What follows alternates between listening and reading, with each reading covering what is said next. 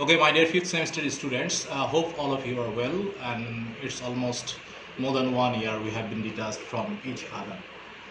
But the day before yesterday, I asked you to submit an assignment instead of that class test, since the situation is not normal. We all know that, and it's still uncertain that when we will be able to attend our regular classes. But as I told you that if by the grace of Almighty we all are alive, then we have to continue our journey. That's it. That's why the course that I have been teaching you, second language acquisition, it's really very important and a bit tough as well.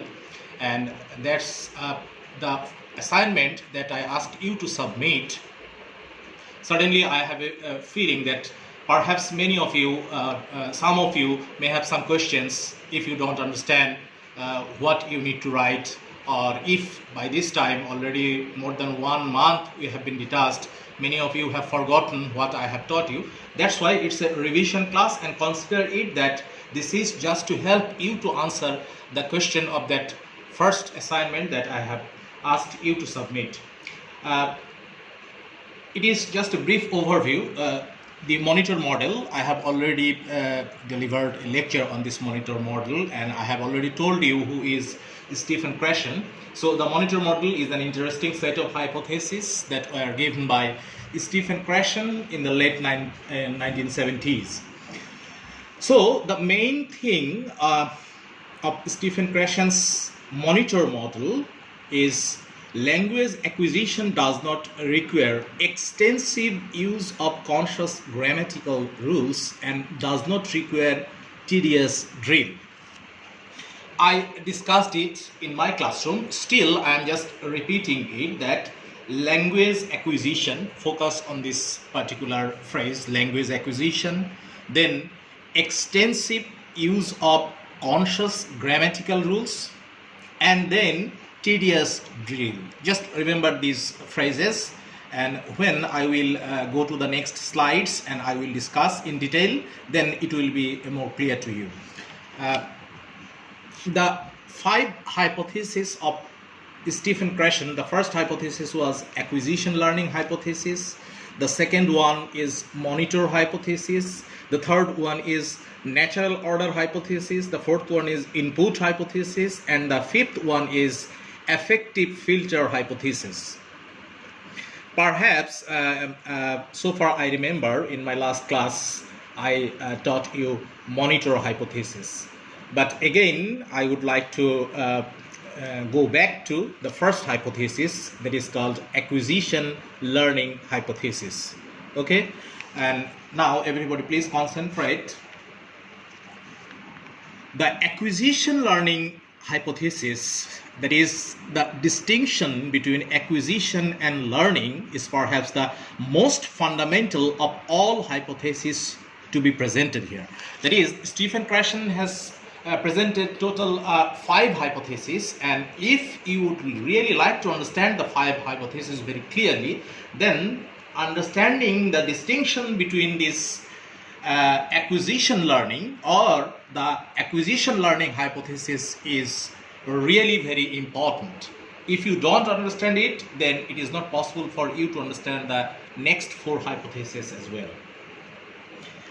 First of all, Stephen Krashen, he in this hypothesis, acquisition learning hypothesis, he told us that adults have 2 distinct and independent ways of developing communicative competence in a second language. That is, if we would like to develop our communicative competence in second language, that is in L2, or in case of Bangladesh, if we talk about English, that is, if we would like to develop our communicative competence in English, then there are basically 2 ways. According to Stephen Krashen, there are basically 2 ways. The first way is acquiring that language, which is called language acquisition, and the second one is learning that language, which is called language learning. Now, I'm going to tell you again, or I'm going to remind you, what are the basic differences that Stephen Krashen has made between acquisition and learning, and what is his hypothesis. First of all, the acquisition, that is the first way of language acquisition. It's a process similar, if not identical, to the way children develop ability in their first language. That is, if we think about a newborn baby who is born in our country, Bangladesh, the way the baby acquires that language, that is his or her mother tongue Bangla, how did the baby acquire that mother tongue from the environment? Was there anyone to teach him? Or if you simply start from the very beginning, when the baby was simply a toddler, then when he becomes 2 months, 3 months, 1 year old, gradually it starts speaking. At first, in the babbling stage, it utters some 1 or 2 words or some sounds. Then gradually it starts speaking papa, mama, baba, ma. How did the baby do that? Was she taught by anyone? No, not at all. The baby did it, or the child did it automatically. That is, the language acquisition is the same way, that is the way we develop our communicative competence in our own mother tongue, Bangla.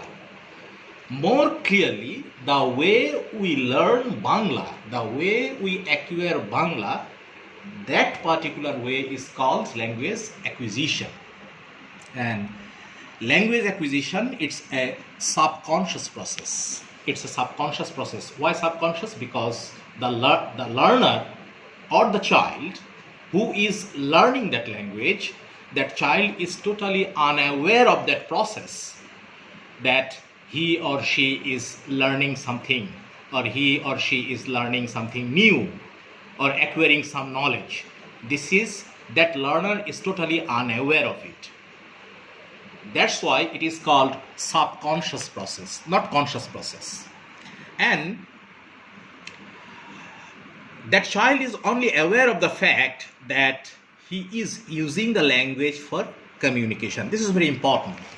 Think about the newborn baby. That is, usually what happens is that in case of our country, so far I know that for the first word, usually the child utters is mum, mum. So how did the child learn this particular word, mum? Mum means when the child utters the word mum, that means the child is demanding water, and the mother automatically understands it. Now the question is that the child, when the child feels thirsty, he knows that if he wants to satisfy his thirst, then he must utter this word mum. Then automatically he utters that word mum, and the mother supply that water to that child. So the child is only aware of the fact that I have to use this language to communicate with my mother, to communicate with my father, to communicate with my surroundings. Otherwise, the child is totally unaware of the fact that he is going to acquire a new language, some new rules, or anything about it. Then, other ways of describing the acquisition, that is called implicit learning. Why it is implicit? That is the opposite word of explicit. Implicit learning, as the child is unaware, as it is subconscious, that's why it's implicit. And this is not formal. Of course, this is not formal, this is informal, as the language is being learned not in a formal way, it's totally in an informal way. This is also called natural learning, as the child is learning that language naturally. And in non-technical terms, this is also called picking up a language from the environment. So again, if I would like to define language acquisition, that is, language acquisition is similar to the way that we apply to learn our own mother tongue Bangla. And in this process, the learner is not aware of the fact that he is acquiring a language, and it is also called picking up a language from environment. It is also called natural way. It is also called implicit way. And this is the first way, what Stephen Krashen has described as language acquisition. Now, what is the second way of developing the communicative competence in a second language is learning that language. And what Stephen Krashen has defined it as a conscious knowledge. Whatever I talked about the acquisition, just the opposite is about the learning. It is conscious knowledge. Simply, if you think about your earlier days, or even if you think about your today's classrooms, any classrooms, or if you simply concentrate the way you learned English language in your school, in your college, how did you learn it? The teacher entered into the classroom, then write some grammatical rules on the blackboard and describe the rule and ask you to memorize the rule. So you just memorize the rule and then you apply the knowledge of that grammatical rule into the target language, that is in English, to understand and to learn that language. So the whole process is totally conscious. You are taught consciously by a teacher or by a trainer to learn a language. The trainer or the teacher taught you some particular rules and you memorized or you learned that rules, and then you apply that grammatical knowledge or the rules of that grammar to understand and to learn English language. That's why it is called conscious knowledge, and in non-technical term it is also called explicit learning. So simply, very simply, if I call acquisition that is subconscious, then learning it is conscious. If I call acquisition that is natural and learning that is artificial, if I call acquisition that is implicit, then learning that is explicit. And if I call that is acquisition is picking up the language from the environment, then learning is consciously learning a particular language from the environment. Okay, perhaps it has become clear, and now the question is that why Krashen has made this distinction and what does he want to say? What is his ultimate message? His ultimate message or his ultimate hypothesis is that language acquisition does not require extensive use of conscious grammatical rules, and it does not require tedious drill. Again, the way we learned a language, what we usually call grammatization method, that is a learner at first at first the trainer taught us some particular grammatical rules, we memorize the rules and we go some tedious drilling again and again, we do some exercises and apply those rules again and again, and we apply that knowledge to solve the grammatical problems like voice, narration, transformation, and this is very tedious, this is really very tiresome, boring activities. What Stephen Krashen wants to say that if we would like to acquire a language, then we don't need to learn that language consciously, rather we have to learn the language subconsciously. And to learn the language subconsciously, that is to acquire the language, we need meaningful interaction in the target language, or we need an environment like natural communication. And there is another term, comprehensible input is the crucial necessary ingredient for the acquisition of language. Comprehensible input. I discussed it in the classroom in detail. Again, I am just trying to remind you, comprehensible input. If you simply focus on the term comprehension, hundreds and thousands of comprehensions you have solved sitting in the exam hall so far in your school and college days. Comprehensible input is that input which the learners can comprehend. That's it. So if the information that is right now I am speaking, that is I am producing information, and if you are listening to my video, that means you are receiving information.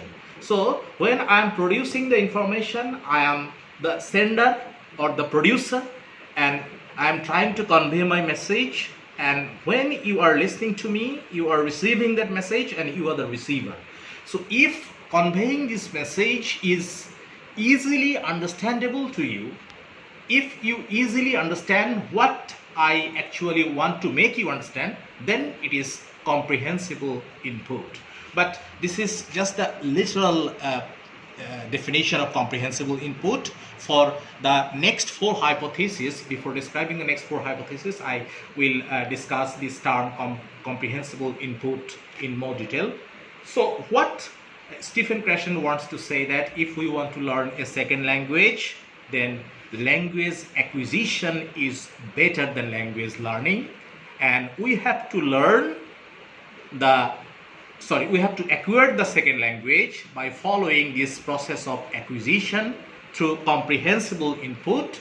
And if we learn that language subconsciously through the process of comprehensible input, then that will be better and more permanent than learning a language. That is all about so far acquisition learning hypothesis. If you still have any problem, because I have already given a lecture on this particular topic, this is just a review.